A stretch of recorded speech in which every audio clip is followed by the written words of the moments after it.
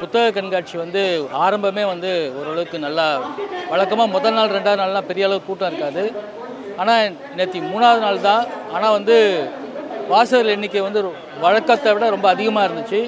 இந்த ஆண்டு இன்னும் கூடுதலாக வாசகர்கள் வருவாங்கன்னு எதிர்பார்க்குறேன். பாரதி புத்தகாலயம் எல்லாமே வந்து புத்தக பதிப்பு அப்படின்னாலே ஒரு ஒரு ஏதாவது ஒரு அரசியல் கருத்தோடு தான் வருது.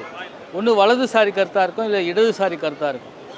பாரதி புத்தகாலயத்தை பொறுத்தவரையும் பார்த்தீங்கன்னாக்கா இது வந்து முழுக்க வந்து ஒரு இடதுசாரி கருத்தோடு தான் மக்களுக்கான பல்வேறு வகையான புத்தகங்கள், அரசியல், கலாச்சாரம், பொருளாதாரம், வரலாறு, அப்படி எல்லாத்துலேயுமே வந்து பாரதி புத்தகாலயத்தில் புத்தகங்கள் உண்டு. இதில் கவிதை, நாவல், சிறுகதை, நாடகம் அப்படின்னு சொல்லி எல்லா வகையிலுமான புத்தகங்களும் பாரதி புத்தகாலயம் வெளியிட்டிருக்கு. கிட்டத்தட்ட பாரதி புத்தகாலயம் மொத்தம் ஒரு 3000 புத்தகங்கள் வெளியிட்டிருக்கோம். அதில் பெரும்பான்மையாக வந்து சாதாரண மக்களுக்கான தேவையை ஒட்டி வந்திருக்கக்கூடிய புத்தகங்கள் அதிகம். இப்போ தான் ஆரம்பிச்சிருக்கு. எது அதிகமாக சேல்ஸ் ஆகுது அப்படின்றத பற்றி இப்போ உடனே சொல்ல முடியாது. ஆனால் நாங்கள் என்ன நினைக்கிறோன்னா, இந்த ஆண்டு வந்து தொழிலாளர்கள் பற்றிய ஒரு சில சட்டங்கள் வந்து அரசாங்கம் கொண்டு வந்திருக்காங்க. அது வந்து ஒரு முக்கியமான ஒரு அரசியல். உதாரணத்துக்கு சொல்லணுன்னாக்கா, இந்த ஒரு புத்தகம் வந்து நாங்கள் வந்து புக் ஃபேரில் ஃபோக்கஸ் பண்ணி கொண்டு வந்துட்டுருக்கோம். இந்த ஆண்டு வந்திருக்கக்கூடிய இந்த தொழிலாளர் சட்டங்கள் மீது எந்த அளவுக்கு பாஜக வந்து ஏற்கனவே இருந்த செட்டப்பை குலைச்சி ஒரு முதலாளிகளுக்கு ஆதரவான ஒரு தொழிலாளர் சட்டங்களை உருவாக்கியிருக்காங்க அப்படிங்கிறத வந்து எஸ்டாப்ளிஷ் பண்ணக்கூடிய மிக முக்கியமான ஒரு புத்தகம். இந்த புத்தக கண்காட்சியில் அதிகமாக விற்கணும்னு நாங்கள் எதிர்பார்க்குறோம். அதிகமாக விற்குன்னு நினைக்கிறோம். ஏன்னா ஏற்கனவே புத்தகம் வந்ததுலேருந்தே இந்த புத்தகத்தை தேடி வந்துக்கிட்டு இருக்காங்க.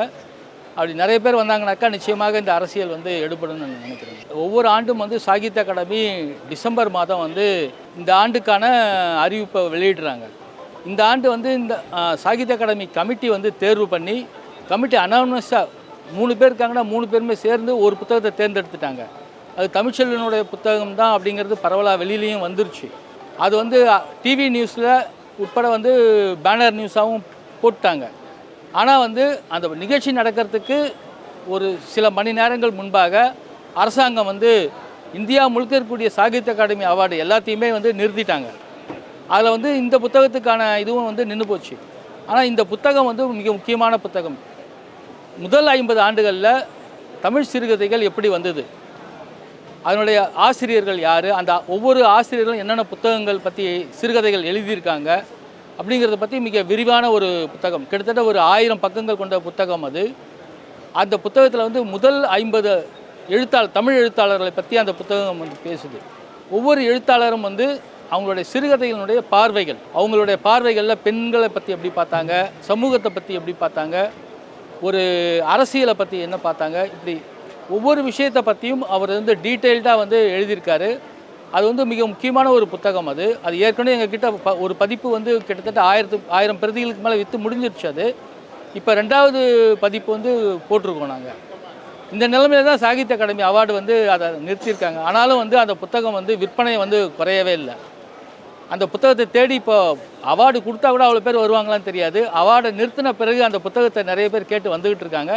அது எங்களுக்கு ஒரு மகிழ்ச்சியான ஒரு செய்தி தான். தமிழ்நாடு முழுக்க புத்தக கண்காட்சிகள் எல்லா மாவட்டங்களையும் நடந்துகிட்ருக்கு. எல்லா மாவட்டத்திலையும் ஏற்கனவே வந்து டிக்கெட் எங்கேயுமே கிடையாது.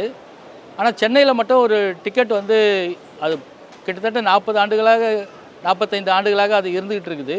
ஆனால் இந்த முறை வந்து அது இல்லைன்னு சொன்னது ஒரு நல்ல விஷயம். புதுசாக வந்திருக்கக்கூடிய நிர்வாகிகள் வந்து இந்த டிக்கெட் வேண்டான்னு முடிவெடுத்திருக்காங்க. அவங்கள நான் வந்து பாராட்டுறோம். டிக்கெட் இல்லாதனால கூடுதலாக வாசகர் வருவாங்களா இல்லையாங்கிறத பற்றி எனக்கு தெரியல.